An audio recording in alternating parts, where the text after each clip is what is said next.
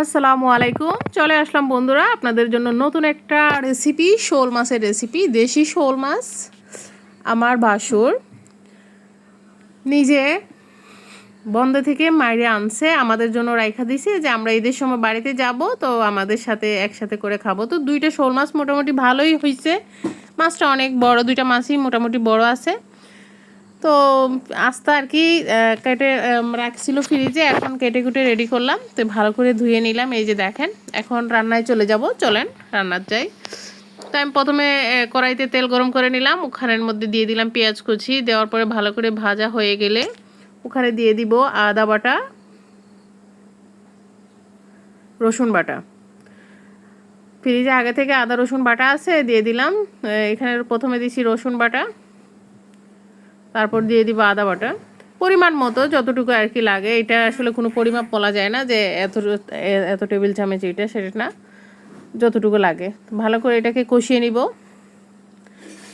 এখানে দিয়ে দিলাম দারুচিনি আর 2-3টা এলাচ, এই দুইটা মশলা দিলাম। দিয়ে ভালো করে নেড়েচেড়ে এখন দিয়ে দিলাম হলুদের গুঁড়া, দিয়ে দিলাম মরিচের গুঁড়া, দিয়ে দিলাম ধনিয়ার গুঁড়া। ধনিয়া আর জিরার গুঁড়া একসাথে মিক্স করা, তো ওখান থেকে দিয়ে দিলাম। দিয়ে ভালো করে মশলাটাকে কষিয়ে নেব। কষিয়ে নেওয়ার পরে দিয়ে দিলাম টমেটো।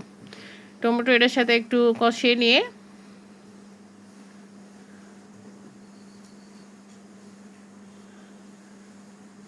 কষানো হয়ে গেলে দিয়ে দিব পরিমাণ মতো পানি। পানি দিয়ে ভালো করে জাল করে নিলাম।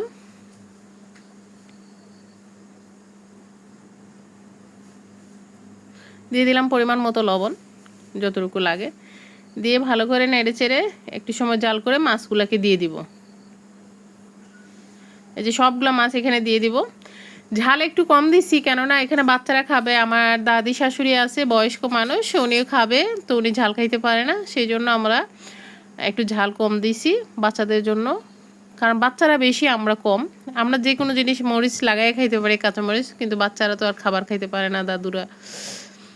তো এখন ভালো করে এটাকে, আর কোনো পানি টানি কিছুই দিব না। এই যে এই পানিয়ে কাম সারা হবে। আস্তে আস্তে লো আছে আমি ঢেকে জাল করব, যাতে এই পানিয়ে তরকারিটা হয়ে যায়। দেখছেন পানি আসছে, কিন্তু এক্সট্রা কোনো আর পানি দেই নাই। এটা লো আছে আমি জাল করব, কারণ শোল মাছ একটু মাংসের মতো, তো একটু জাল দেওয়া লাগে। অনেক সময় ভাঙবে না, কিন্তু একটু সময় নিয়ে জাল দেওয়া লাগে যে মশলাটা ঢুকার জন্য।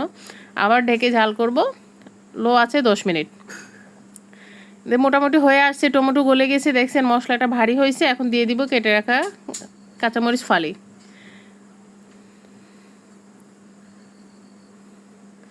এখন দিয়ে দিলাম ধনিয়া পাতা কুচি। মোটামুটি হয়ে গেছে আমার তরকারি। ব্যাস, দেখেন কত সুন্দর হয়েছে তরকারিটা, দেখলেই তো বুঝতে পারছেন। এই সবার দাওয়াত, আসলে খুব মজা করে খাইলাম, অনেক স্বাদ হয়েছে তরকারি। কেমন হলো বন্ধুরা একটু কমেন্ট করে জানাবেন। সবাই ভালো থাকবেন, আল্লাহ হাফেজ। সহজভাবে দেখাইলাম।